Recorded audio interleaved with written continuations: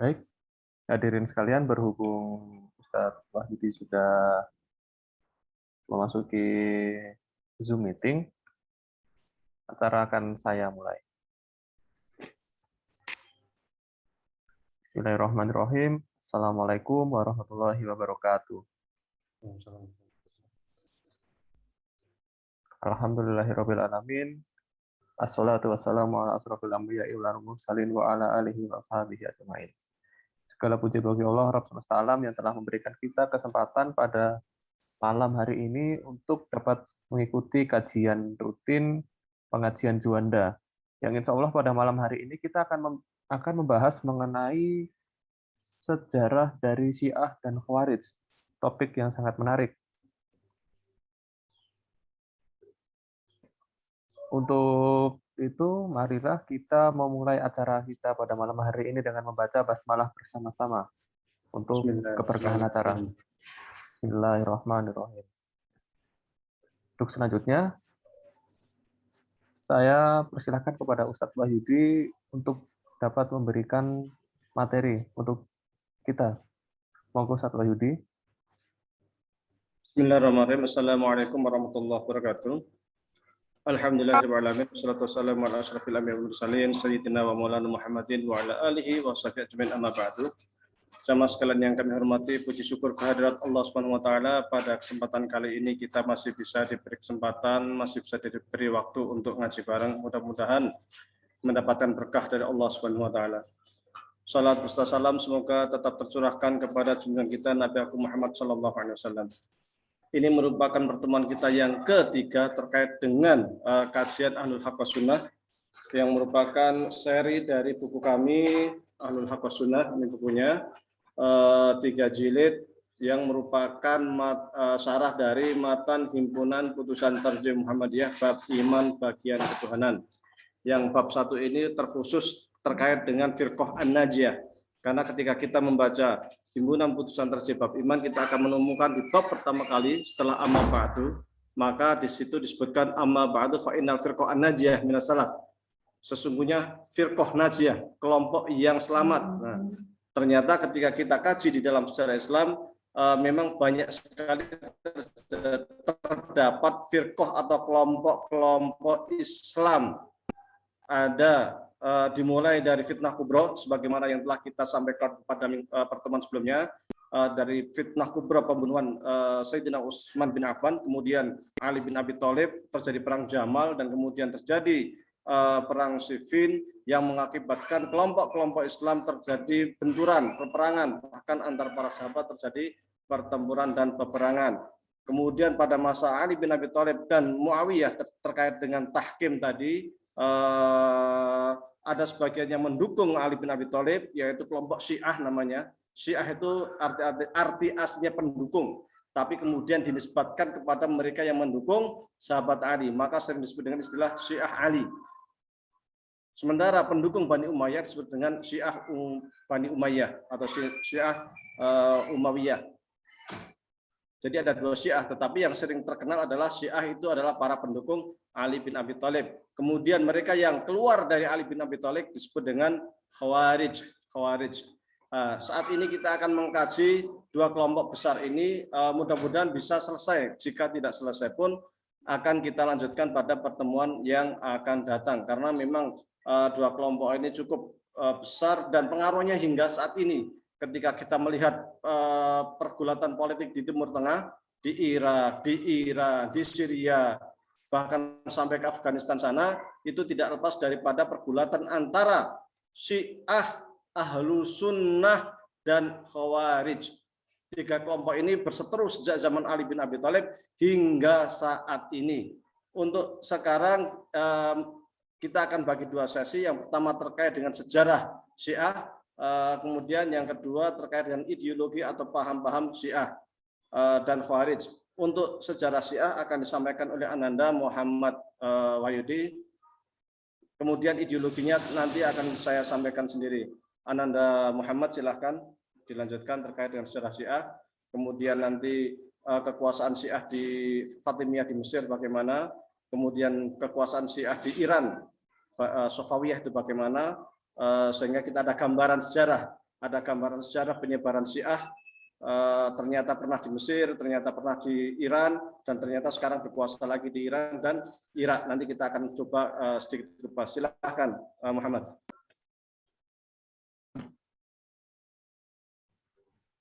Assalamualaikum warahmatullahi wabarakatuh. Terima kasih atas waktunya. Syiah terbagi menjadi banyak sekte, dan yang akan kita bahas saat ini hanya 3 sekte, yaitu Imam 12, Ismailiyah, dan Zaidiyah. Imam-imam yang diakui Imam 12 yaitu Ali bin Abi Thalib, Hasan bin Ali, Husain bin Ali, Ali bin Husain, Muhammad bin Ali, Ja'far Ash-Shiddiq, Musa bin Ja'far, Ali Ar-Ridha, Muhammad bin Ali, Ali bin Muhammad, Hasan bin Ali, dan Muhammad bin Hasan. Hal-hal yang terpenting di masa Imam 12, yang terpenting di masa Imam 12 adalah di masa Imam Hasan, di masa Imam Husain, dan di masa Ali Ar-Ridha. Setelah Ali bin Abi Thalib meninggal, Hasan diangkat menjadi khalifah baru. Namun setelah terbunuhnya Jenderal Qais bin Sa'ad bin Ubadah, pihak yang awalnya mendukung Hasan memihak kepada Muawiyah bin Abi Sufyan dan merampas harta benda Imam Hasan. Muawiyah sendiri telah menguasai Damaskus, Mesir, Suriah, dan lain-lain, sedangkan Hasan hanya menguasai Madinah. Ini membuat akhirnya Hasan mencopot baju kekhalifahannya dan memberikannya kepada Muawiyah. Sebelum dia mencopot baju kekhalifahannya kepada Muawiyah, Hasan dan Muawiyah membuat perjanjian bahwa setelah Muawiyah wafat, maka khalifah setelahnya adalah Khalifah Imam Hasan. Namun, Muawiyah menganggap Yazid sebagai khalifah seterusnya dan meracuni Hasan yang akhirnya membuat Hasan wafat pada tahun 1770 Hijriah. Setelah wafatnya Muawiyah bin Abu Sufyan, diangkatlah khalifah baru yaitu Yazid bin Muawiyah. Ibnu Zubair menentang hal ini dan ia menyatakan dirinya sebagai khalifah baru yang mendukung Husain bin Ali dan memberi jaminan keamanan di Mekah. Ibnu Zubair sendiri sudah menguasai Mekah, Mesir, dan lain-lain, dan seluruh kekuasaan yang setelah Zubair satukan menyatakan Zubair menjadi khalifah. Akhirnya Yazid bin Muawiyah mengirim pasukan besar untuk mengepung Mekah. Husain merasa tidak tenang di Mekah, terutama karena ketika perang Bani Umayyah menghancurkan rumah-rumah di Mekah, termasuk Ka'bah itu sendiri. Akhirnya Imam Husain memutuskan untuk keluar dari Mekah. Salah satu faktornya adalah kaum Kufah berjanji akan memberikan perlindungan kepada Husain bin Ali. Di perjalanan, Ibnu Zubair mengetahui kepergian Husain bin Ali dan mengutus Abdullah bin Umar untuk menarik kembali Husain bin Ali ke Mekah. Karena Ibnu Zubair tahu kalau orang Kufah akan berkhianat. Namun Husain bin Ali menolak dan tetap melanjutkan perjalanannya. Sampai di Karbala, Husain dihadang oleh pasukan Yazid dan pasukan Kufah, hingga akhirnya Husain terbunuh. Beberapa tahun berselang, pada tahun 818, Khalifah Ma'mun ar-Rasyid merasa simpati terhadap kaum Syiah yang tertindas dan dikucilkan. Akhirnya Khalifah Al-Ma'mun memutuskan untuk mengangkat Imam Ali Ar-Ridha sebagai putra mahkota yang akan memimpin kekhalifahan Abbasiyah sepeninggalnya. Hal ini ditendang oleh Bani Abbas, baik anaknya Al-Muqtashim dan cucunya Al-Wathiq. Akhirnya mereka merencanakan untuk meracuni Ali Ar-Ridha sehingga rencana Al-Ma'mun gagal. Selanjutnya adalah sekte Ismailiyah. Setelah Imam Ja'far Ash-Shiddiq wafat, pendukung Ismail bin Ja'far membentuk sekte Syiah sendiri yang disebut sebagai Syiah Ismailiyah. Adapun Imam Ismailiyah adalah Ali bin Abi Thalib, Hasan, Husain, Ali bin Husain, Muhammad bin Ali, Ja'far Ash-Shiddiq, dan Ismail bin Ja'far. Dinasti Safawi, salah satu dinasti Syiah adalah dinasti Safawiyah yang berdiri pada tahun 1501 sampai 1736 di Iran yang berpaham Syiah 12. Kekuasaannya meliputi Iran dan sebagian Asia Tengah. Dinasti ini melepaskan diri dari kekhalifahan Utsmaniyah. Beberapa tahun berselang, pada tahun 1794, daerah yang dulu dikuasai dinasti Safawiyah pada tahun 1794 dikuasai oleh dinasti Qajar yang juga berpaham Syiah dan runtuh pada tahun 1925.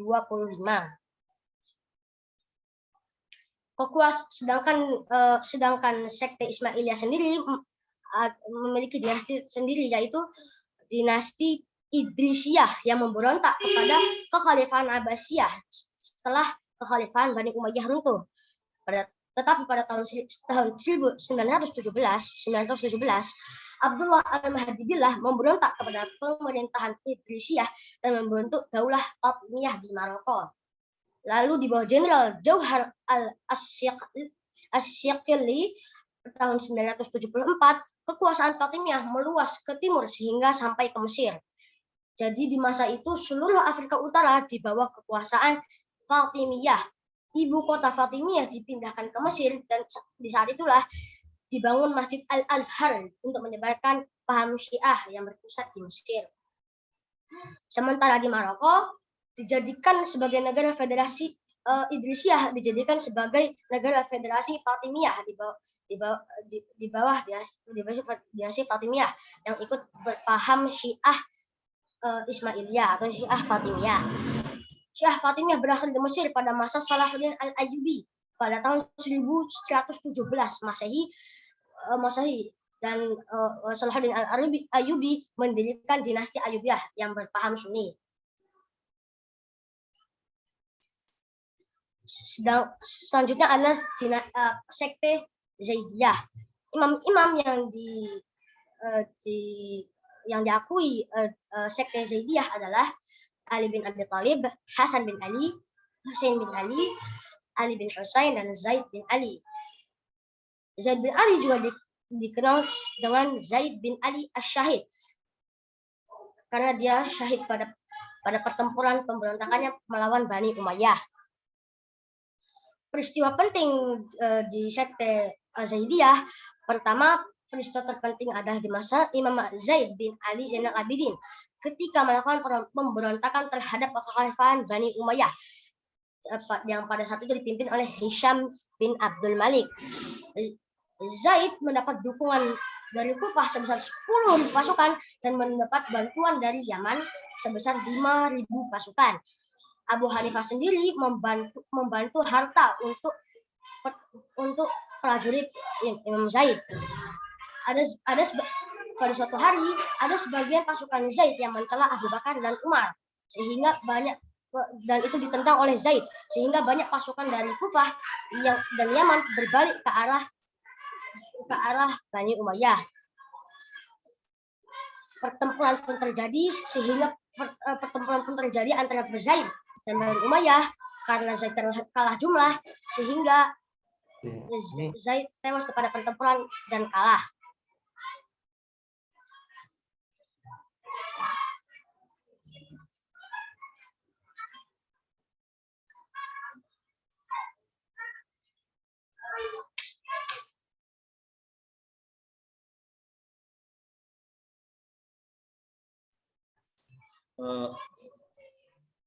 Maaf tadi ada sedikit kesalahan.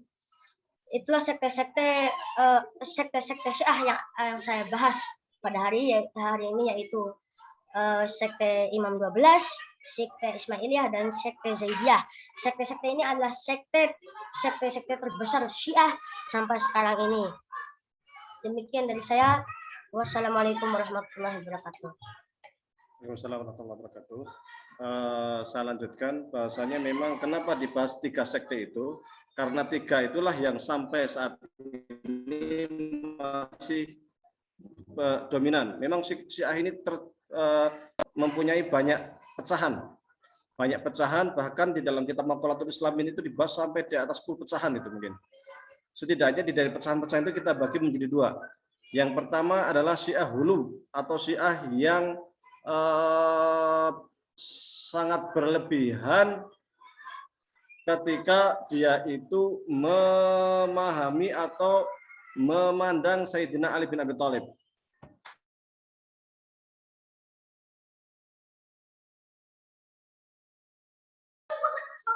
Jadi ketika tiga Syiah tadi itu hulu itu mereka sampai mentuhankan Ali, bahkan mereka juga berpikiran tanasuh. Tanasuh itu artinya bahwa Tuhan itu turun ke Sayyidina Ali. Syiah hulu itu jelas sudah keluar dari Islam. Jadi sudah bukan Muslim lagi, sudah keluar dari Islam. Syiah hulu. Yang kedua adalah Syiah yang tidak hulu tetapi cukup jauh dari ajaran Islam, tetapi mereka masih Muslim, hanya sesat. Yaitu diantaranya adalah Syiah Ismailiyah. Syiah Ismailiyah ini mereka pernah menguasai Mesir, sebagaimana tadi disampaikan, membentuk bahkan mendirikan Universitas Al-Azhar yang dulu itu memang berpaham Syiah, didirikan untuk menyebarkan paham Syiah dari Mesir ke seluruh penjuru dunia. Bahkan waktu itu memang Syiah Fatimiyah ini dari Maroko, dari Afrika Utara sampai ke Mesir itu mereka bisa dikatakan lepas dari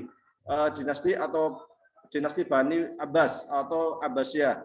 Mereka itu ajarannya ajarannya itu mereka banyak mistisnya dan sering mentakwilkan ayat-ayat Al-Qur'an dengan paham mereka, sehingga Syiah Ismailiyah ini atau Syiah Fatimiyah ini sering disebut dengan Syiah Batiniyah. Imam Al-Ghazali sendiri punya buku khusus mengkanter Syiah Batiniyah itu, saya lupa judul bukunya itu, intinya dia mengkanter tentang kesesatan ideologi Syiah Batiniyah, karena mereka mengatakan bahwasanya sesungguhnya ayat Al-Qur'an itu punya dua makna. Makna pertama adalah makna zahir dan makna kedua adalah makna batin. Contoh saya kasih contohnya. Wadrib bi'asokal hajar, seumpama. Wadrib, maka kalau arti secara letterlek itu wadrib, maka pukullah bi'asoka, dengan tongkatmu wahai Musa, al hajar, batu, ya kan? Jadi wahai Musa, pukullah batu itu dengan tongkatmu. Tetapi mereka mentakwilkan, wahai orang-orang yang beriman, pukullah hatimu yang sangat keras itu dengan tongkat imanmu. Fangfajarat mithutnata asyarata aina, maka akan terpancar dari batinmu itu 7 pancaran keimanan. Seumpama seperti itu. Mereka juga mentakwil beberapa ayat seperti marajal bahraini yaltaqiyan. Marajal bahraini yaltaqiyan itu artinya ada 2 laut yang bertemu. Maksudnya itu adalah Hasan dan Husain. Nah, Hasan dan Husain. Bainahuma barzakhun la yabghiyan, yang di mana Hasan Husain itu ya semacam lah menjadi seorang imam yang terpilih dan lain sebagainya. Nah, ini takwilan-takwilan yang disesuaikan dengan ajaran-ajaran Syiah, karena mereka menganggap Al-Qur'an itu punya makna zahir tetapi juga punya makna batin, sehingga mereka itu sering sekali mentakwil ayat-ayat Al-Qur'an. Dan yang mengetahui makna batin itu adalah para imam saja, para imam Syiah Fatimiyah. Kemudian mereka juga percaya dengan semacam nujum, semacam ilmu nujum dan sebagainya. Saya pernah mendapatkan bukunya waktu pameran buku, cuman sayangnya waktu itu kok tidak saya beli itu. Intinya buku itu kadang agak mirip-mirip primbon gitu, agak mirip-mirip mujarobat gitu. Itu Syiah Ismailiyah. Jadi memang lebih jauh dibanding dengan Syiah Itsna Asyariyah. Itsna Asyariyah itu kan percaya 12 imam.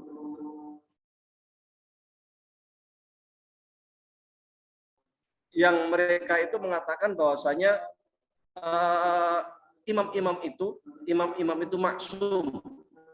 Apa artinya maksum? Maksum itu maksudnya adalah bahwa para imam itu terjaga dari kesalahan, atau secara dengan bahasa lain, para imam sudah pernah dianggap maksum. Kalau sekadar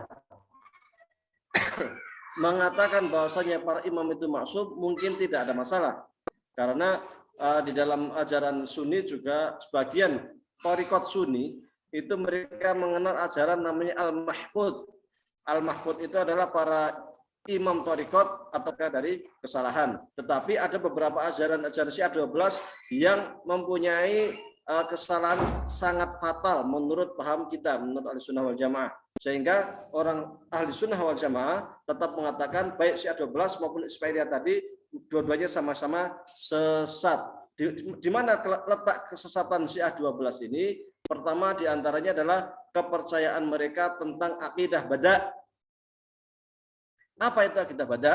Akidah bada adalah bahwasanya Allah Subhanahu wa taala itu ingin menurunkan sesuatu, memberikan ilmu sesuatu, tetapi kemudian Allah tuh mikir, wah kayaknya ini kurang bagus nih, sehingga ditarik kasih ajaran lain yang lebih baik. Nah, itu namanya bada. Sebenarnya bada ini hampir mirip dengan nasih mansuh, tetapi beda keyakinan. Kalau nasih mansuh itu kan manahsamit ayatin onusianati bi khairi minha au mitliha. Itu maksudnya adalah bahwasanya Allah itu menurunkan ayat Al-Quran, kemudian ayat ini dihapus, diganti dengan ayat lain. Hanya menurut paham Ahlus Sunnah wal Jamaah, nasih mansuh itu bukan karena Allah lupa, bukan karena Allah itu introspeksi diri kemudian mengganti ayat, bukan. Tetapi itu masuk dalam hal tadarruj al-hukmi atau penerapan hukum secara periodik. Misal contoh mansuh di dalam Al-Quran adalah ayat tentang zina, di mana pada masa itu ada ayat yang mengatakan bahwasanya orang-orang muslim, kakek nenek yang berzina itu hukumannya adalah di rajam, farjimu al-batah, ya kan, di rajam. Tetapi ayat rajam itu kemudian dimansuh, dihapus, dan sekarang tidak ada lagi ayat rajam di dalam Al-Quran. Tetapi meskipun ayatnya itu mansuh, hukumnya tidak mansuh. Hukumnya tetap berlaku. Artinya ketika ada seorang muslim yang melakukan zina sementara dia sudah menikah, maka hukumannya adalah dirajam. Jadi mansuh ayat tetapi bukan mansuh hukman. Hukumnya tetap ada, tapi ayatnya sudah tidak ada. Nah, hal-hal mansuh seperti ini bukan karena lupa, tetapi karena hukum Islam secara tadarruj atau periodik. Contoh lain adalah terkait yang adalah yang bukan ayat nasih mansuh, tetapi ayat yang sifatnya periodik, semisal homer, minum homer. Minum homer itu tidak turun secara serta-merta ayat yang mengatakan innamal khamru wal maisir wal rijsun min amali syaitan, tidak, tetapi periodik.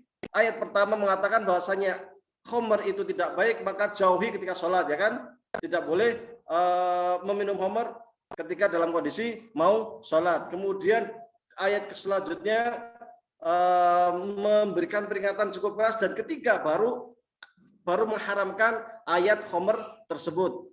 Tetapi ayat yang pertama yang kedua itu masih ada di dalam Al-Quran meskipun hukumnya sudah tidak berlaku. Ini namanya tadarruj al-hukmi atau periodisasi di dalam penerapan hukum Islam. Bukan berarti Allah itu lupa kemudian mengganti dengan hukum lain yang lebih baik. Ya, tetapi yang dipahami oleh Syiah, badak itu adalah Allah lupa, kemudian hukumnya ditarik dan kemudian diganti hukum lain. Badak namanya. Yang pertama.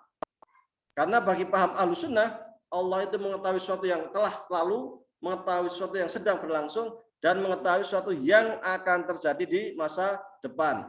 Yang kedua, seperti yang dikatakan oleh Al-Majlisi, salah seorang ulama Syiah, itu dia mengatakan bahwasanya Al-Quran itu yang sekarang itu sudah tidak sempurna. Bahkan menurutnya dulu itu Al-Quran itu melebihi 2 kali lipat Quran yang sekarang. Tetapi kemudian banyak yang dihapus oleh orang-orang ahlu as-sunnah wal jamaah, sehingga Al-Qur'annya sudah tidak sempurna lagi. Itu menurut sebagian ya, bukan semua. Sebagian daripada pemahaman Syiah 12 atau Syiah Ithna Syariah atau Syiah Ja'fariyah.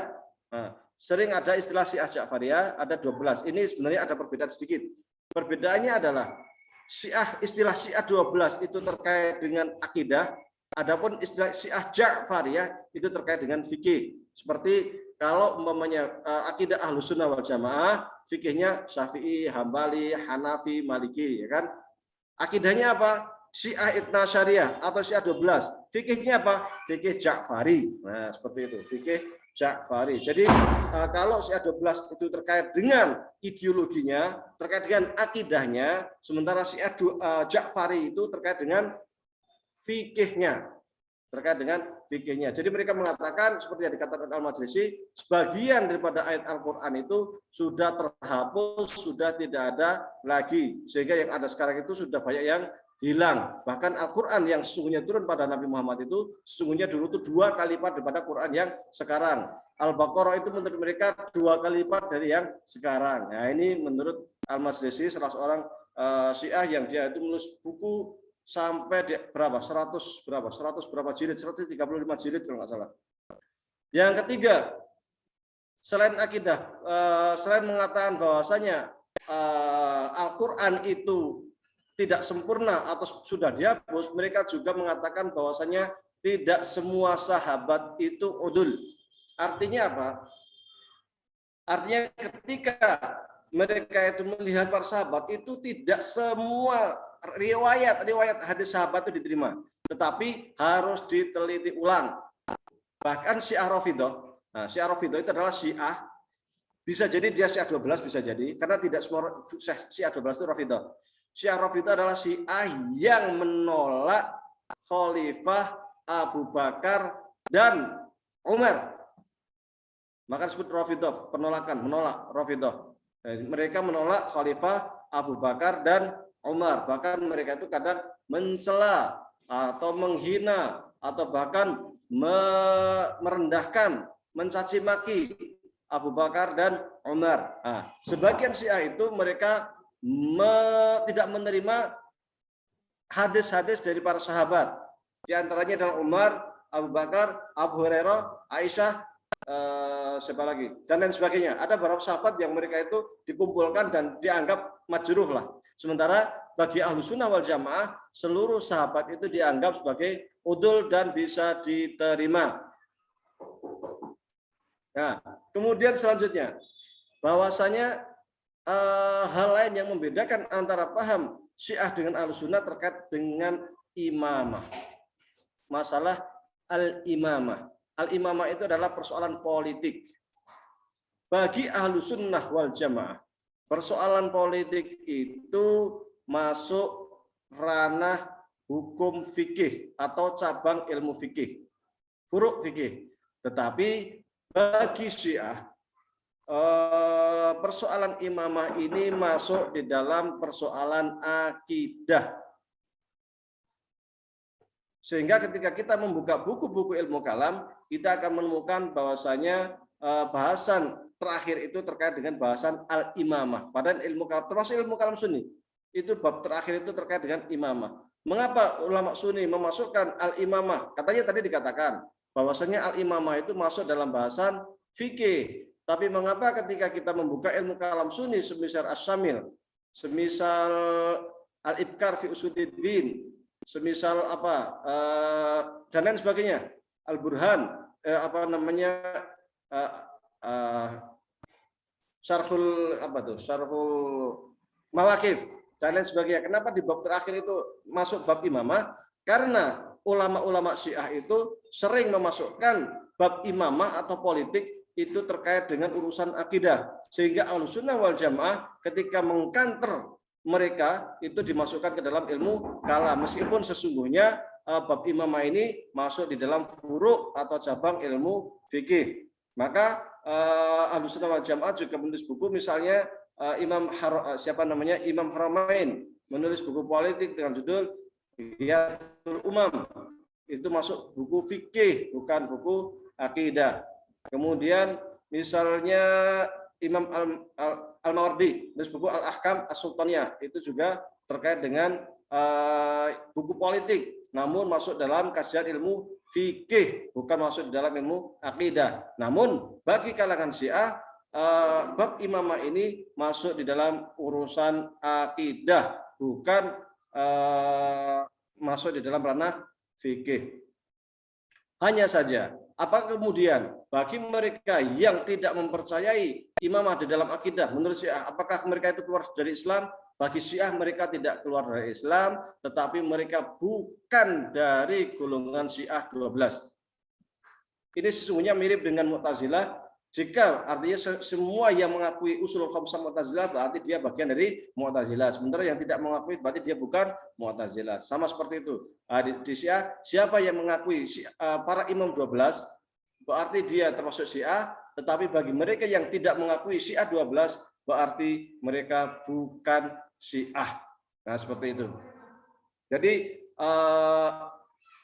imamah itu masuk di dalam urusan politik dan mereka menganggap bahwasanya urusan politik ini bukan persoalan sepele tetapi persoalan yang sangat urgen karena terkait dengan urusan dunia dan agama. Oleh karena itu Rasulullah SAW tidak akan pernah tinggal diam untuk menentukan para imam ini sehingga imam itu bita'yin atau ditunjuk langsung oleh Rasulullah SAW atau oleh wasiat, yaitu setelah Rasulullah yang dituju adalah Imam Ali bin Abi Thalib. Kemudian Ali sebelum meninggal menunjuk Hasan bin Ali. Kemudian Hasan menunjuk Husain dan demikian seterusnya sampai 12 imam, di mana imam ke-12 dianggap imam yang ghaib atau hilang.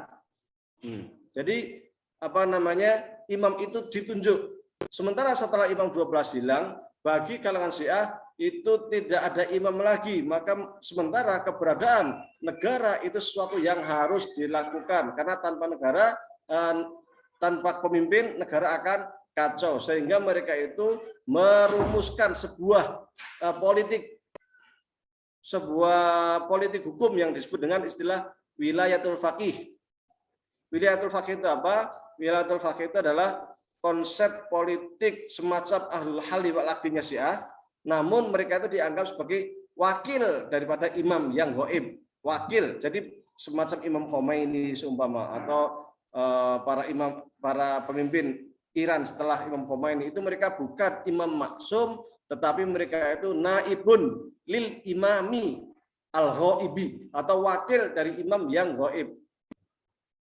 Wakil daripada para imam yang ghaib menurut mereka.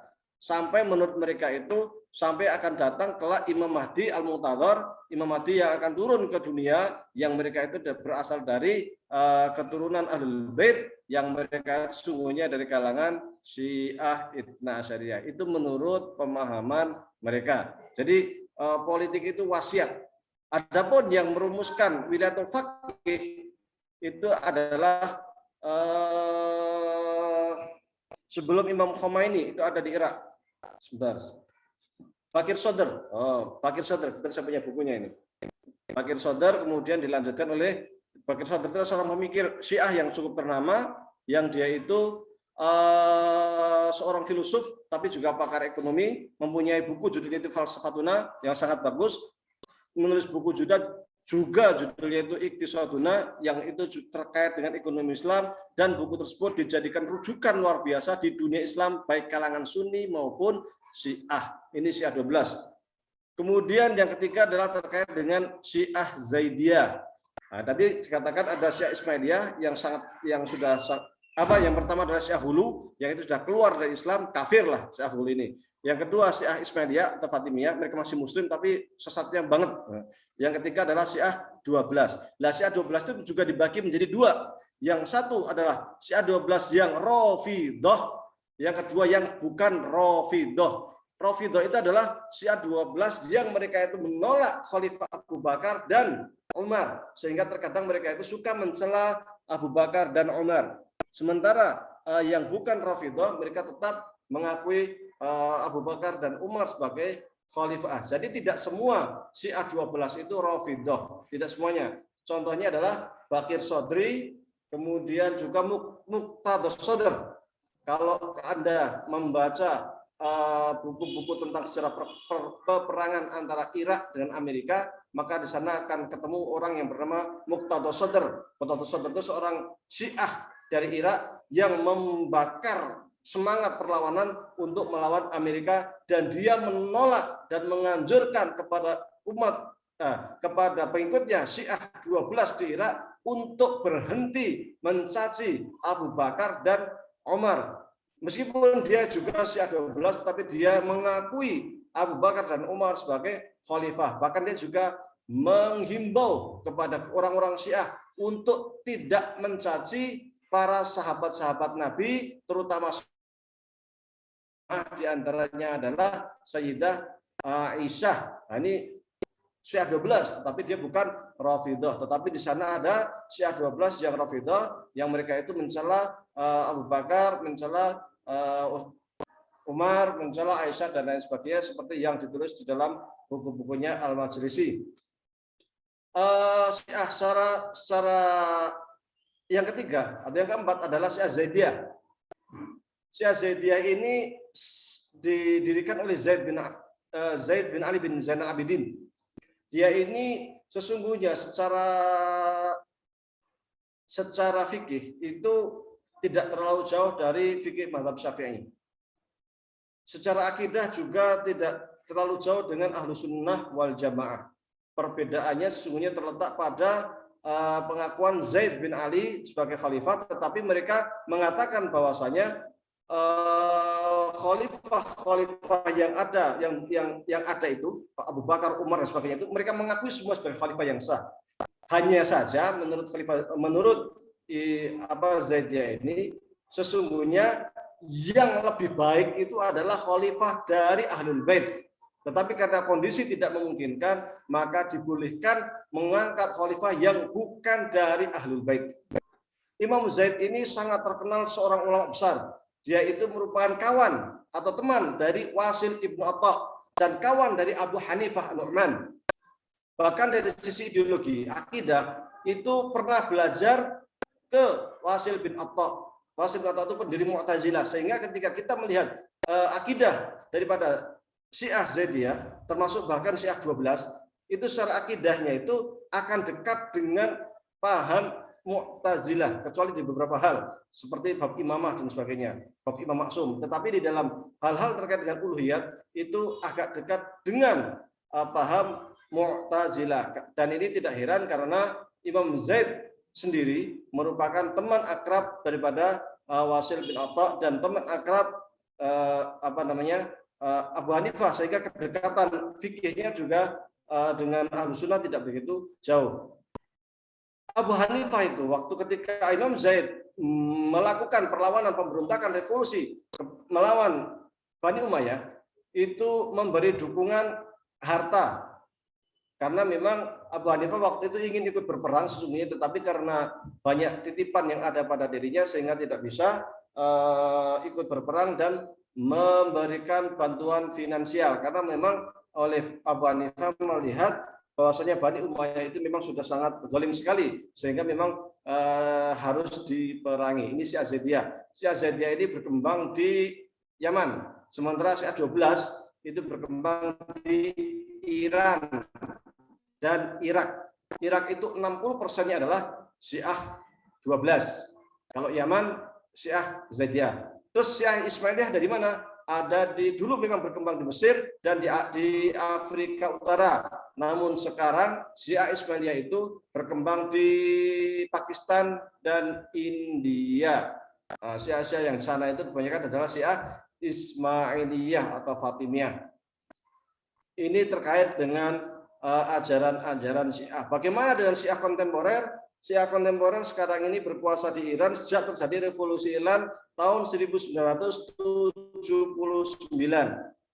Sebelumnya Iran itu memang rakyatnya memang sudah Syiah, tetapi negaranya sekuler. Sampai kemudian muncul seorang tokoh yang disebut dengan Imam Khomeini, yang dia itu banyak menulis buku tentang negara Islam, tentang Hilatul Faqih, konsep dan sebagainya, sehingga dia juga diusir dari Iran dan pergi ke Perancis. Namun di Perancis menyebarkan ideologinya tentang konsep-konsep kenegaraan Syiah dan sebagainya, sehingga kemudian punya murid banyak di antara para pengikutnya itu adalah Ali Asy'ariyati, yang menjadi di antaranya itu menjadi konseptor daripada negara Islam Iran, di mana Ali Asy'ariyati itu juga banyak menulis buku dan termasuk buku-bukunya disukai oleh ayahanda kita Bapak Amin Rais. Jadi sangat bangga dengan buku-buku karya Ali Asy'ariyati. Kemudian pahamnya itu ternyata luar biasa sehingga terjadi pemberontakan revolusi besar-besaran tahun 79 di Iran, dan akhirnya Imam Khomeini dijemput atau pulang ke Iran dan disambut sangat luar biasa menjadi pemimpin besar Iran sampai tahun 1989. Kemudian Imam Khomeini berusaha mengekspor tentang konsep negara Islam itu, maka negara-negara samping dia itu menolak terhadap revolusi Iran sehingga terjadi perang antara Irak dengan Iran. Kenapa Irak melawan? Karena di Irak itu 60% adalah Syiah, kemudian sebagian kecil adalah Sunni yang waktu itu dipimpin oleh Saddam Hussein. Saddam Hussein ini bisa eksis meskipun minoritas Sunni karena backing Sunni. Kalau Sunni itu tidak membacking Saddam Hussein, maka Sunni di Irak akan runtuh. Dan ternyata terbukti setelah Saddam Hussein itu ditangkap oleh Amerika, kemudian dipenjara, kemudian pas Idul Adha digantung. Sampai sekarang Irak sudah dikuasai oleh Syiah. Maka ketika Irak ini dikuasai Syiah, gelombang politik Syiah di Timur Tengah itu hidup kembali. Waktu itu setelah waktu Saddam masih hidup, itu paling isi Irak sama Iran aja.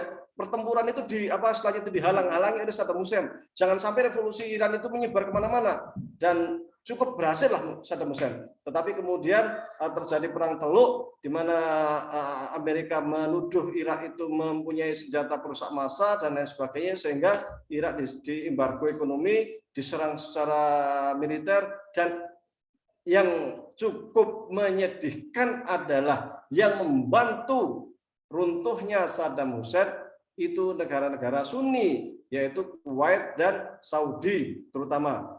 Juga negara-negara Teluk lain. Kuwait itu dijadikan sebagai pangkalan militer Amerika dan Saudi untuk meruntuhkan kekuasaan Saddam Hussein. Dan sekarang ketika Saddam Hussein itu mati, kemudian Irak dikuasai oleh Syiah, maka terjadi gelombang kebangkitan Syiah di Timur Tengah di mana-mana, terutama di Yaman. Akhirnya terjadi perang antara Houthi ya, dengan Saudi, dengan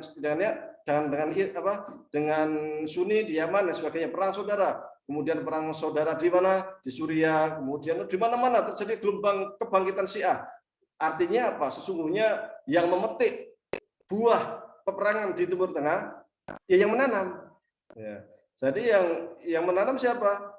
Ya mereka yang mendukung runtuhnya Saddam Hussein. Tetapi memang Saddam Hussein juga punya kesalahan cukup fatal, yaitu menduduki Kuwait karena mengatakan bahwasanya Kuwait itu adalah negara boneka Amerika. Kuwait itu adalah bagian dari provinsi Irak, sehingga dia diduduki, apalagi Kuwait kaya minyak. Karena memang Saddam Hussein itu ambisinya memang luar biasa. Dan dikhawatirkan oleh negara-negara Teluk setelah menduduki Kuwait akan menduduki tempat lain, menyerang tempat lain, sehingga nanti Saudi dan sebagainya akan diserang. Prinsipnya di situ ada pergolakan antara Sunni Syiah. Jadi pergolakan Sunni Syiah itu sejak zaman Ali bin Abi Thalib itu sampai sekarang itu masih kerasa. Kemudian kenapa sampai sekarang itu Saudi bersih tegang terus dengan Iran? Karena juga terkait dengan rebutan kekuasaan di Timur Tengah, khawatir terjadi, kalau dulu itu khawatir revolusi di Timur Tengah dimotori oleh Syiah Iran, revolusi tak khawatir nanti kerajaan direvolusi dan sebagainya, apalagi bagian timur daripada Saudi Arabia itu Syiah. Jadi bagian timur itu Syiah, sehingga Saudi juga khawatir revolusi Iran itu juga akan membangkitkan Syiah di Saudi, sehingga nanti terjadi revolusi Syiah di Saudi. Nah, sejak revolusi Iran itu kemudian paham Syiah itu menyebar ke berbagai dunia. Di antaranya adalah berkembang di Indonesia. Dulu nggak terlalu kentara Syiah di Indonesia itu, tetapi setelah terjadi revolusi Iran, paham Imam Khomeini itu menyebar di mana-mana, maka Syiah juga berkembang di Indonesia, sehingga terjadi persoalan antara Sunni Syiah di Indonesia. Banyak mereka orang Syiah di Indonesia yang mendirikan pesantren, yang kemudian membuat percetakan, yang mereka macam-macam lah, berbagai upaya. Bahkan mereka mempunyai kelompok pecinta Syiah, apa itu namanya, Ahlul Bait itu apa, yang dulu Jalaluddin Rahmat dan istrinya itu kan, yang merupakan dua kelompok Syiah. Baik. Ternyata baru Syiah sudah jam 4 lewat ya. Saya tambah sedikit aja terkait dengan Syiah ini. Bahwasanya terkait konflik di Timur Tengah ini antara Syiah dan Sunni itu masih kerasa sampai sekarang. Semua baik Iran itu ingin punya pengaruh di Timur Tengah, sementara Mesir yang Sunni dan lain sebagainya, Saudi Arabia yang Sunni juga ingin punya pengaruh, sehingga percekcokan di Timur Tengah saat ini dari dulu sejak zaman Ali bin Abi Thalib sampai sekarang itu tidak lepas daripada perebutan ideologi kekuasaan politik, sehingga Syiah dan Sunni itu sesungguhnya adalah bukan hanya terkait dengan ideologi keagamaan, namun lebih dari itu merupakan bias daripada ideologi politik. Bahkan ketika kita belajar sejarahnya, dari awal munculnya Sunni dan Syiah itu sangat kental dengan bias politik, perpecahan antara Sayyidina Ali bin Abi Thalib dengan Muawiyah. Memang dari awal itu politik. Sampai sekarang negara-negara Syiah ataupun Sunni itu juga masih bias politik. Dan ini ketika kita di Timur Tengah memang sangat kentara. Di Indonesia tidak. Maka kita berdoa semoga tidak ada ekspor ideologi Syiah ke Indonesia. Tapi sudah ada, maka kita juga harus berhati-hati. Oleh karena itu, Imam Al-Azhar Ahmad Thayyib ketika ke Indonesia tahun 2018 kalau nggak salah, itu memperingatkan kepada seluruh umat Islam dunia, khususnya Indonesia, untuk berhati-hati dengan ideologi Syiah. Syiah ini sesat meskipun mereka masih Muslim. Bagaimana secara fikih? Secara fikih mereka itu menggunakan namanya fikih Ja'fari kalau Syiah 12. Kalau Zaidiyah namanya fikih Zaidi. Secara fikih sungguhnya tidak banyak persoalan. Bahkan di Al-Azhar diakui sebagai salah satu madhab atau rujukan di dalam fikih Islam. Jadi dalam fikih Islam itu ada 8 yang diakui di Al-Azhar itu Hanafi, Maliki, Syafi'i, Hambali 4, Zohiri 5, Ibadi itu salah satu sekte dari Khawarij. Wah, kita belum bahas sama sekali Khawarij ya. Ibadi, kemudian Ja'fari dan Zaidi. Ja'fari itu nisbatnya ke Imam Ja'far. Imam Ja'far itu sering salah satu Imam Syiah yang ilmunya itu sangat luar biasa. Imam Ja'far sendiri juga rekanan daripada Imam Abu Hanifah. Tapi Imam Abu Ja'far ini menetapnya di Madinah, tidak mau keluar Madinah dan sering dibujuk untuk masuk ke politik, tidak pernah mau. Dia pokoknya udah saya mau konsentrasi ke agama, tidak mau ke politik. Beda dengan Hasan, beda dengan Husain, beda dengan Zaid bin Ali, mereka itu ke politik, tetapi Imam Ja'far tidak mau ke politik. Sama dengan juga Imam Bakir. Imam Bakir juga tidak mau ke politik, dia konsentrasi di keilmuan.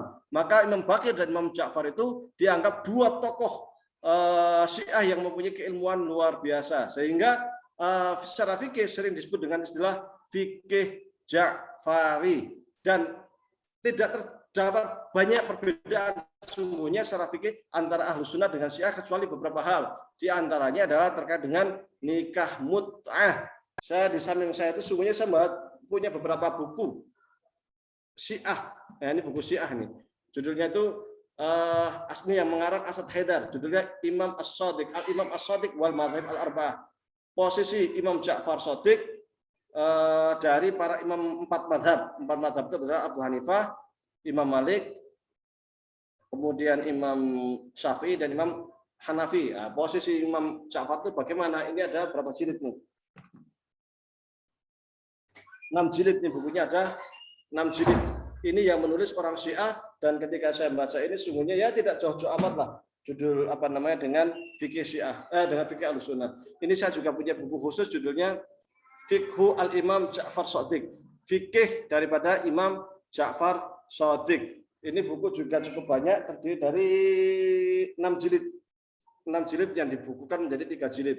Secara fikih juga tidak banyak sungguhnya perbedaan.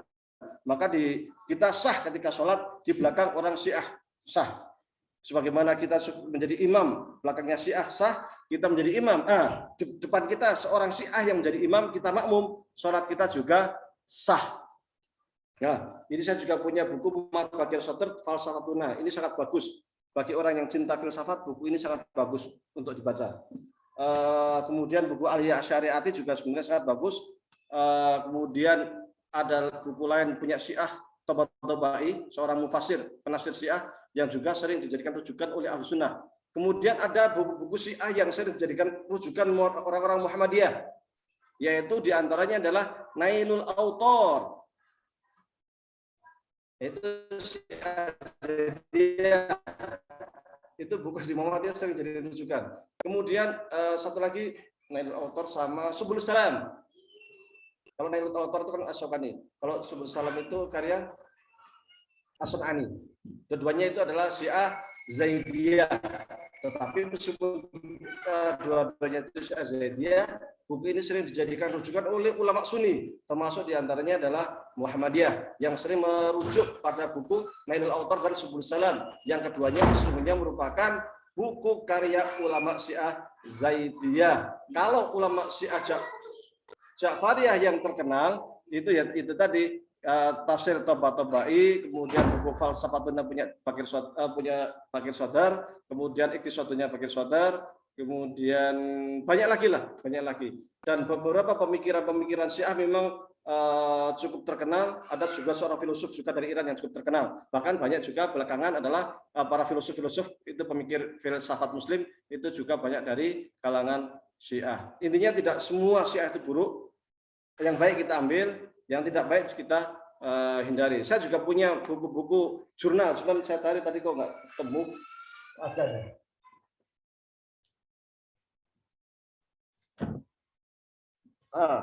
Pas ini. Ini jurnal Syiah. Judulnya Fiqhu Ahlil Bait. Fikih Ahlil Bait. Jadi saya coba baca buku ini dan secara fikihnya bagus. Dan rujukannya ternyata juga banyak merujuk kepada kitab-kitab Sunni juga gitu. Jadi mereka tidak hanya menggunakan rujukan Syiah, tetapi mereka juga banyak menggunakan rujukan Sunni. Bahkan kitab-kitab seperti Kutubus Sittah juga dijadikan rujukan. Saya punya beberapa buku ini yang Fiqh Ahlul Bait, Fikih Ahlul Bait. Saya punya buku lain jurnal lain, cuman saya tidak ketemu. Itu juga gabungan antara penulis-penulis Sunni dan Syiah. Tahun 1940 berapa ya? 48 atau berapa? Itu juga terjadi pertemuan antara ulama-ulama Azhar dengan ulama-ulama Iran untuk takribul madzhab, untuk mendekatkan diri antar mazhab, sehingga karena sering terjadi pertempuran antara Syiah dengan Sunni, maka ulama Azhar dan Iran punya inisiatif untuk bertemu dan membahas tentang hal-hal yang mungkin kita bisa bersatu supaya tidak punya implikasi di lapangan dengan terjadi pertempuran, pergolakan dan sebagainya. Bahkan tahun 1994 kalau nggak salah ya, yang di Salah Yaman itu, yang dimana Syiah Sunni itu mereka bersatu bersama untuk mencari titik temu supaya kita itu tidak saling berperang. Baik, kurang lebihnya mohon maaf. Kita lanjutkan dalam sesi dialog. Wabillahi taufiq wal hidayah. Assalamualaikum warahmatullahi wabarakatuh.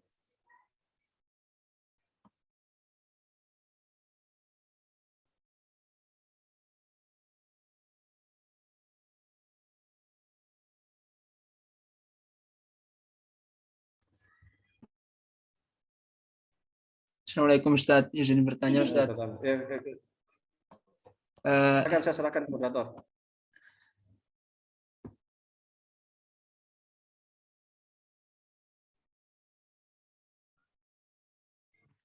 Baik, cek.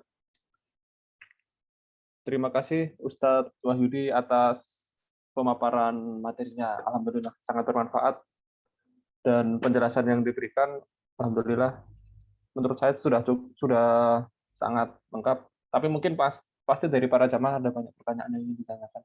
Oleh karena itu, langsung saja setelah ini dibuka sesi tanya jawab. Monggo kepada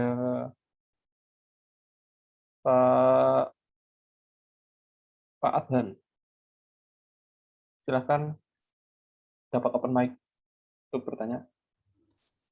Terima kasih kepada saudara moderator yang telah memberikan kami waktu untuk bertanya. Izin bertanya Ustadz Wahyudi, terima kasih atas paparannya tadi yang berkaitan dengan Syiah Zaidiyah. Kan Syiah Zaidiyah kan identik dengan lebih dekat dengan Ahlus Sunnah Ustadz. Nah, pertanyaan saya, apakah rukun Islam dengan rukun imannya Syiah Zaidiyah itu sama dengan Ahlus Sunnah? Mohon maaf, mungkin Ustadz tadi sudah menerangkan atau belum, soalnya saya tadi ada kajian, ada acara lain, jadi saya masuknya agak telat, Ustaz. Jadi mungkin itu pertanyaan saya. Terima kasih, Ustaz.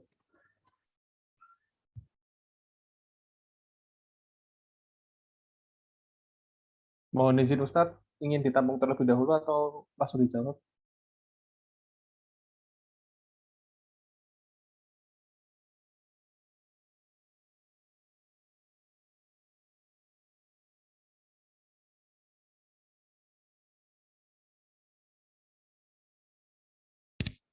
Cek, cek.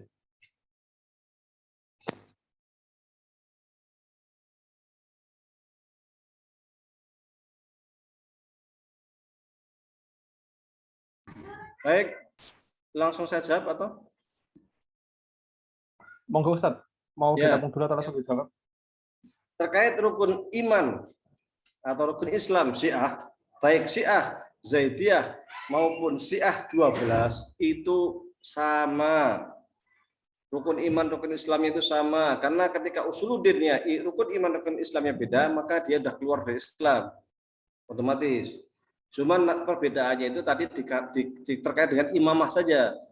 Imamah itu di dalam atau di kalangan orang Syiah itu masuk ke bab, jadi masuk ke bab akidah, tetapi Ahlussunnah masukkan ke dalam bab fikih. Meskipun demikian, mereka yang tidak percaya dengan imamah bukan berarti kafir, hanya dianggap bukan bagian dari Syiah.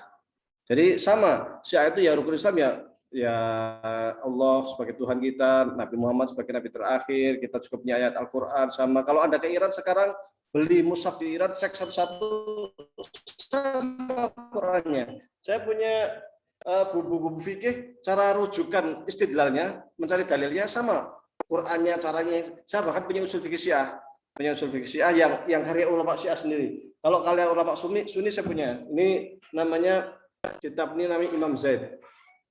Imam Zaid ini dia mengupas, ditulis oleh Imam Abu Zahra. Cuman Imam Abu Zahra ini seorang ulama Sunni Al-Azhar, dan dia di dalam buku Imam Zaid ini mengupas tentang kehidupan Imam Zaid, masanya, fikihnya bagaimana, usul fikihnya bagaimana, usul fikihnya. Dan dia dari sini sebenarnya tidak ada masalah lah sebenarnya dari sisi fikihnya itu. Ini cuma yang menulis orang Sunni, Saya juga punya buku lain, judulnya itu ini judulnya Al-Imam As-Shadiq, maksudnya adalah Imam Ja'far Shadiq, hayatuhu wa asruhu ara'uhu wa fiqhu. Jadi hidupnya, masanya Imam Ja'far Shadiq, pendapatnya dan fikihnya itu bagaimana Imam Ja'far Shadiq. Cuman ini yang menulis adalah Imam Abu Zahra. Imam Abu Zahra salah seorang ulama Azhar.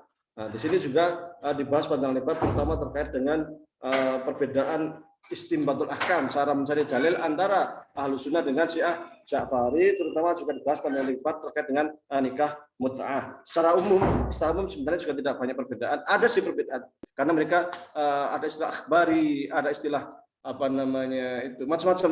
Nah, kalau nggak ada perbedaan namanya Sunni. Ada perbedaan, tetapi maksud saya adalah perbedaan yang sifatnya itu furu'iyah, perbedaan cabang. Nah, kalau secara fikih sesungguhnya perbedaannya nggak terlalu banyak banget itu. Tetapi memang yang menonjol itu dari sisi akidah, sehingga kita mengatakan bahwasanya Syiah 12 itu sesat karena memang punya paham punya paham yang seperti yang saya sampaikan tadi. Sebagian Syiah yang mengatakan Al-Quran tidak lengkap dan sebagainya. Namun ketika kita pergi ke Iran saat ini dan kita beli Al-Quran di Iran sana, Qurannya yang lengkap, sama persis sama dengan Quran yang kita pegang saat ini. Syahadatnya sama persis, sholatnya beda dikit, sholatnya itu agak mirip dengan Hanafi. Kenapa agak mirip? Karena memang kedekatan antara Imam Hanafi dengan Ja'far Shadiq itu kan temenan itu. Secara fikih agak lebih dekat ke Imam Hanafi. Jadi ya perbedaan furuk yang sesungguhnya kita itu masih harus tetap toleran, tetapi dalam akidah mereka tetap kita anggap sesat. Wallahu a'lam.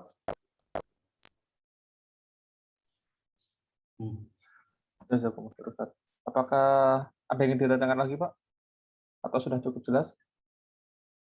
Sudah cukup jelas, Ustaz. Jazakumullah khairan atas penjelasannya. Semoga bermanfaat ilmunya.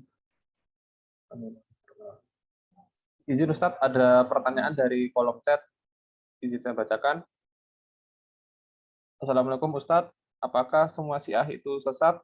Kalau sesat, apakah yang bisa kita ambil dari kesesatan itu? Dari Pak Supriyanto. Tadi sudah saya sampaikan Syiah itu sesat. Sesatnya itu dari sisi akidah ya. Kalau dari sisi fikih nanti terkait dengan yang sering jadi perdebatan terkait dengan nikah mut'ah, tetapi sesungguhnya nikah mut'ah itu tidak sesederhana yang kita tahu saat ini. Tapi kalau di buku fikih Syiah sesungguhnya juga cukup ketat gitu. Sesatnya di mana? Yaitu tadi saya sampaikan berkali-kali, paham bada, mengatakan Allah itu lupa, kemudian menganggap bahwasanya para imam itu semuanya maksum, imam 12, padahal bagi kita yang maksum itu ya hanya para nabi, ya kan? Sementara para imam selain nabi ya tidak maksum gitu. Kemudian mengatakan, sebagian mereka mengatakan Al-Quran tidak lengkap, sebagian mengatakan juga sahabat itu tidak udul, bahkan Syiah Rafidhah itu sampai mencaci para sahabat, merendahkan para sahabat, terutama sahabat Abu Bakar, sahabat Umar, dan juga sahabat Sayyidah Aisyah. Mereka mencela dengan bahasa yang sangat-sangat tidak etis untuk kita dengar. Wallahu a'lam. Jazakumullah Ustaz.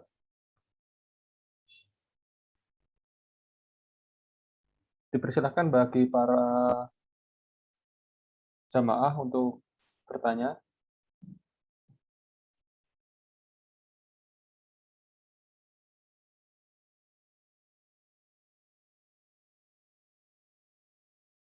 Oh, Ustadz, mohon izin ini ada lagi pertanyaan dari kolom chat. Pertanyaannya adalah seperti ini, Ustadz. Jelaskan, bertanya untuk meminta penjelasan, apakah bermakmum sholat dengan imam Syiah itu sah? Kenapa sesat? Kenapa sesat tapi bermakmum kok sah? Baik, sesatnya itu dari sisi beberapa sisi akidah tadi itu. Tetapi secara furu fikihnya tetap kita anggap sesuai, sehingga ketika kita itu bermakmum kepada Syiah itu sah. Karena menurut paham Ahlussunnah wal Jamaah, selain Ahlussunnah wal Jamaah itu dianggap sesat. Bahkan ketika kita membaca himpunan tarjih Muhammadiyah HPT, di sini dikatakan halaman berapa ya? Itu selain paham Ahlussunnah, himpunan putusan tarjih juga dianggap sesat. Artinya apa? Artinya Murji'ah dan lain sebagainya semuanya sesat, tapi kita tetap sah untuk bermakmum. Bukan hanya itu, sesungguhnya ketika ada seorang muslim Ahlussunnah wal Jamaah seumpama saya sesat, tetapi ketika kita bermakmum kepada dia sholat, ya tetap sholatnya sah, gitu, nggak ada masalah gitu. Cuman dia punya masalah. Apa masalahnya? Dia nggak puasa itu. Nah, orang yang nggak puasa ya jelas sesat gitu. Artinya sesuatu yang sesat itu bukan berarti dia kafir. Satu utama seorang imam sholat kan yang penting masih mempunyai rukun dan syarat sholatnya itu terpenuhi, maka kita menjadi makmum mereka pun tidak ada masalah, sah. Kalau mau sederhana lagi, antara Ahlussunnah dengan Wahabiyah itu juga beda gitu. Secara ideologi, secara akidah. Apakah kemudian Ahlussunnah bermakmum kepada orang Wahabi itu sah? Sah saja. Ataukah orang Wahabi ketika bermakmum kepada Ahlussunnah itu sah? Sah gitu. Jadi selama orang itu percaya dengan rukun Islam dan rukun iman, secara usul akidahnya itu sahih, sholatnya sah, kita bermakmum kepada mereka juga sah, meskipun secara furu' akidah itu berbeda. Karena di dalam akidah pun sebenarnya mirip dengan fikih. Jadi di fikih itu ada namanya usul fikihnya. Dalam akidah pun sama, ada namanya usul akidah. Usul akidah itu siapapun tidak boleh berbeda. Ketika usul akidah ini berbeda, maka dia dianggap kafir. Misal, seseorang mengingkari bahwa Allah itu satu, mengingkari kalau ada hari kiamat, mengingkari kepada Rasul. Itu semua hal ini terkait dengan usul akidah. Ketika orang-orang ini mengingkari usul akidah, secara otomatis dia kafir. Adapun furu akidah, misal dia itu percaya Allah itu satu, tetapi dia tidak menyatakan bahwasanya antara sifat dengan zat itu sesuatu yang satu kesatuan, tidak terpisah.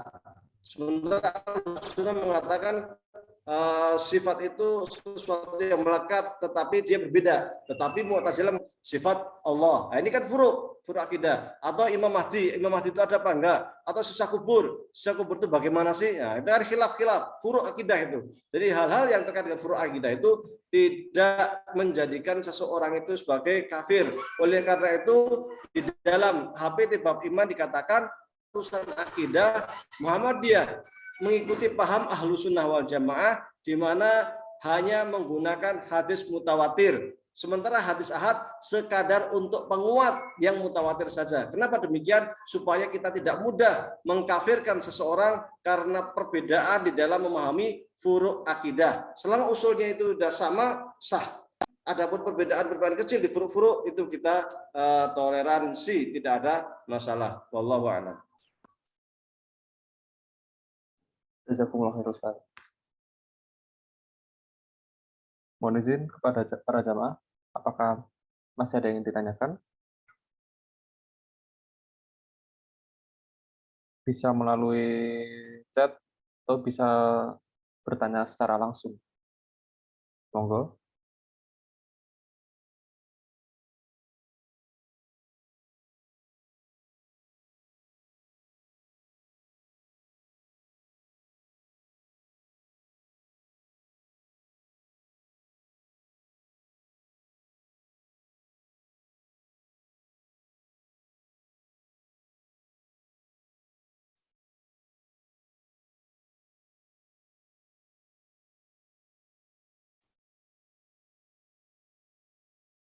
Kalau semisal sudah tidak ada yang ditanyakan,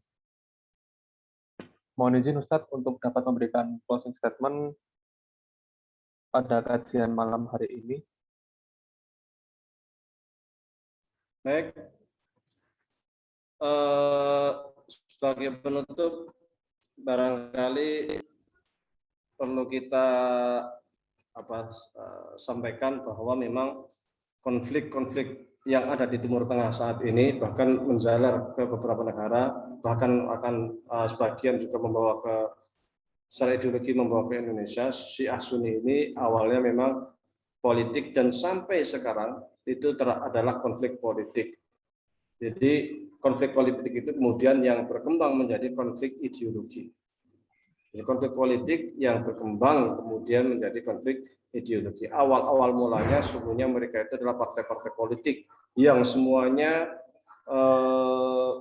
berkeinginan untuk merebut kekuasaan. Ini saya juga ada buku lain Al-Mabani Al-Kalamiyah Wilayatul Faqih. Ini buku tentang wilayatul faqihnya Syiah, dan buku ini ditulis oleh Akram Barokat, orang Syiah. Dia konsep wilayatul faqih itu bagaimana. Jadi alhamdulillah saya punya beberapa buku Syiah dari karya orang-orang Syiah langsung, sehingga kita bisa mempelajari Syiah dari dalam, dari penulis Syiah sendiri. Baik, terakhir mari kita tutup dengan doa bersama-sama. Astaghfirullahaladzim, alladzi la ilaha illa huwal hayyul qayyum wa atubu ilaih. Astaghfirullahaladzim, alladzi la ilaha illa huwal hayyul qayyum wa atubu ilaih. Astaghfirullahaladzim, alladzi la ilaha illa huwal hayyul qayyum wa atubu ilaih. Allahumma shalli ala sayyidina Muhammadin fil awwalin. Allahumma shalli ala sayyidina Muhammadin fil akhirin. Allahumma shalli ala sayyidina Muhammadin fil mala'il a'la ila yaumiddin. Allahumma rabbana taqabbal minna salatana wa siyamana wa ruku'ana wa sujudana wa tadarru'ana wa takhashu'ana wa ta'abbudana wa tammim taqsiruna ya Allah ya alamin. Rabbana zalamna anfusana wa illam taghfir lana wa tarhamna lanakunanna minal khasirin. Rabbana ighfir lana dhunubana wa liwalidayna warhamhum kama rabbayana shaghara. Rabbana ighfir lana dhunubana wa li ikhwanina alladhina sabaquna bil iman wa la taj'al fi qulubina ghillan lil ladzina amanu rabbana innaka ra'ufur rahim. Rabbana innana amanna bima anzalta wattaba'na rasula faktubna ma'as syahidin. Rabbana wa atina ma wa'adtana ala rusulika wa la tuhzina yawmal qiyamah innaka la tukhliful mi'ad. Rabbana la tuzigh qulubana ba'da idh hadaitana wa hab lana min ladunka rahmah innaka antal wahhab. Rabbana hab lana min azwajina wa dhurriyyatina qurrata a'yun waj'al lil muttaqina imama. Rabbana atina min ladunka rahmah wa hayyi' lana min amrina rasyada. Allahumma inna nas'aluka ilman nafi'a wa amalan mutaqabbala wa rizqan halalan thayyiba. Allahumma inna na'udzubika min ilmin la yanfa' wa min qalbin la yakhsha' wa min nafsin la tashba' wa min du'ain la yustajab laha. Allahumma inna nas'aluka salamatan fid din wa afiatan fil jasadi wa ziyadatan fil ilmi wa barakatan fil rizqi wa taubatan qabla al maut wa rahmatan 'inda al maut wa maghfiratan ba'da al maut. Allahumma hawwin 'alaina fi sakaratil maut wa najina minan nari wal 'afwa 'inda hisab. Allahumma a'inna 'ala dzikrika wa syukrika wa husni ibadatik. Allahumma rfa'na al-bala' wal waba' wal mihna wat ta'ud bi rahmatika ya arhamar rahimin. Rabbana atina fid dunya hasanah wa fil akhirati hasanah wa qina adzabannar. Wa sallallahu ala sayyidina Muhammadin wa ala alihi wa sahbihi wasallam. Subhanaka rabbika rabbil izzati amma yasifun wa salamun alal mursalin walhamdulillah.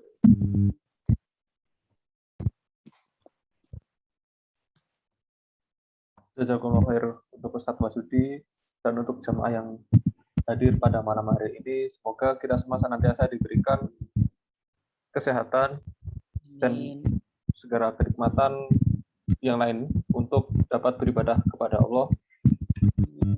Dan semoga kita bisa dipertemukan di kajian Juanda di pertemuan selanjutnya dan bisa istiqomah untuk mengikutinya.